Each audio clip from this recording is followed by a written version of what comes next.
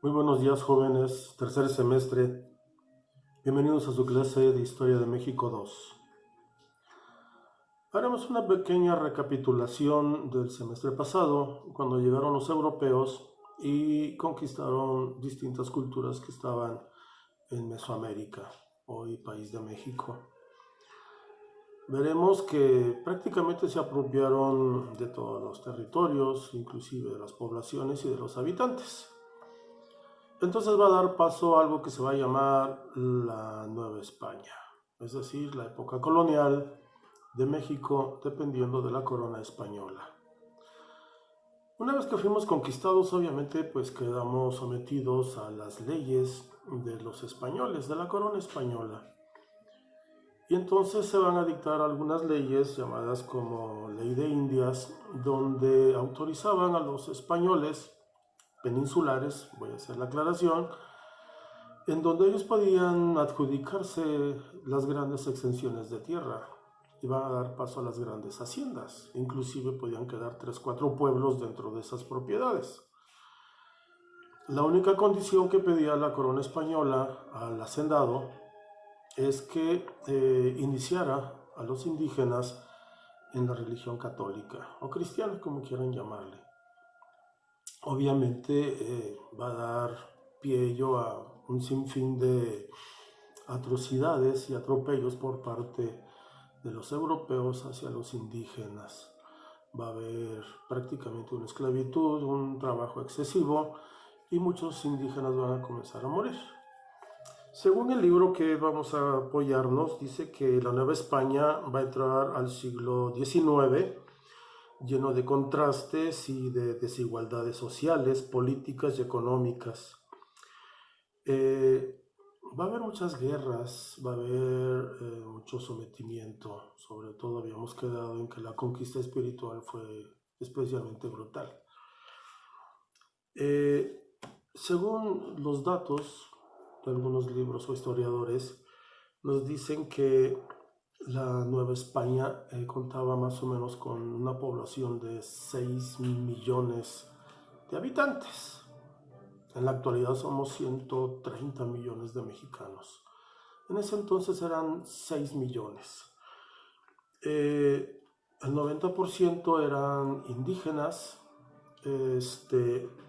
los cuales estaban repartidos obviamente a lo largo de lo que hoy es la Nueva España, México, pero recuerden que México inclusive tenía el territorio de Alta California, de Nuevo México y de Texas. Era enorme el territorio nacional.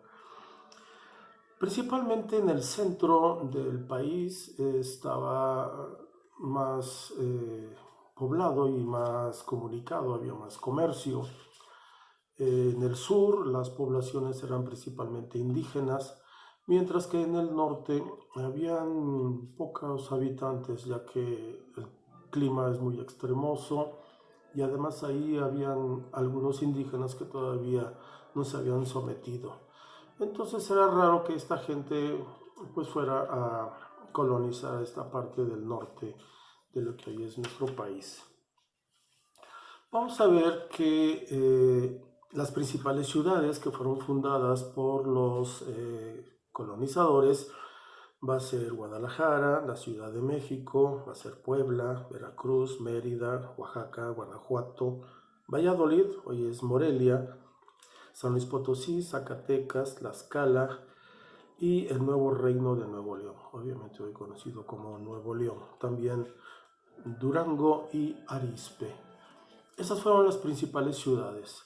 Vamos a ver que estas ciudades fueron desarrolladas principalmente porque había explotación de minas y obviamente las minas van a hacer que se desarrollen estas pequeñas ciudades, bueno, poblaciones que luego van a ser ciudades.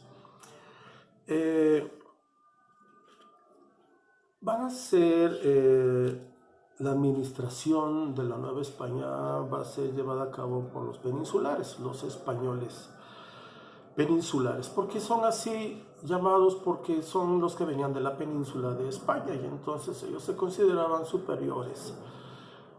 Después vienen los criollos. Los criollos realmente era hijo de un español y una española, pero el hecho de haber nacido en América, en este caso Nueva España, los convertían en un español de segunda clase.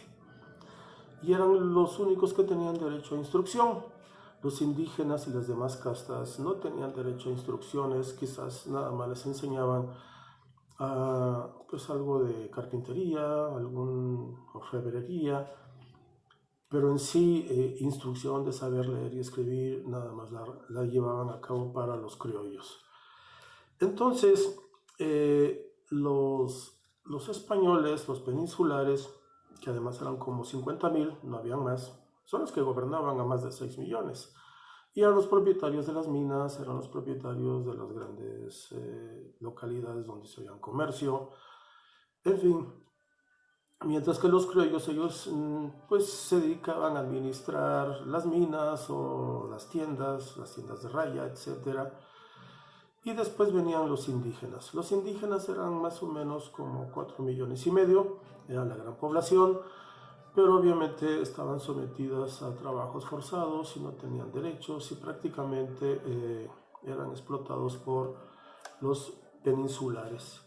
Vamos a ver que también va a haber una población de raza negra, la cual era un 5%, y pues aquí en México, no sé si afortunado o desafortunadamente, no hubo tanta esclavitud por parte de los españoles para con los negros. Recuerden que los traían de África y los sometían. Más bien ocupaban la mano de obra indígena.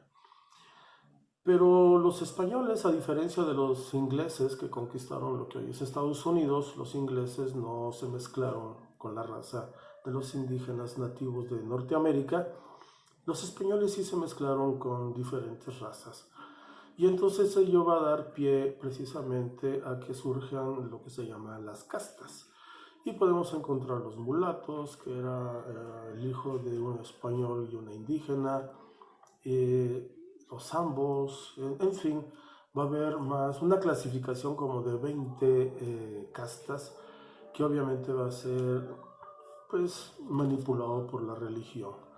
Y mientras menos puro fueras de raza, menos derechos tendrías ante la corona española.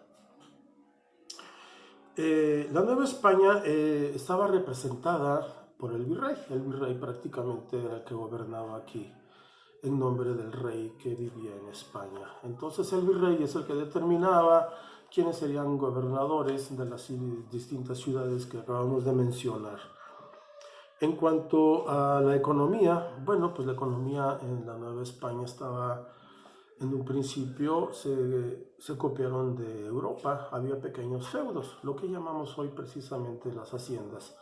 Y estos pequeños feudos, que eran grandes haciendas, grandes extensiones de territorio, que eran explotados por los señores feudales, bueno, en este caso hacendados, con la mano de obra de los indígenas, los cuales tenían que pagar obviamente un pequeño impuesto llamado diezmo, es decir, el 10% de lo producido se lo tenían que dar al virrey, y el virrey obviamente participaba también con un porcentaje para la corona española.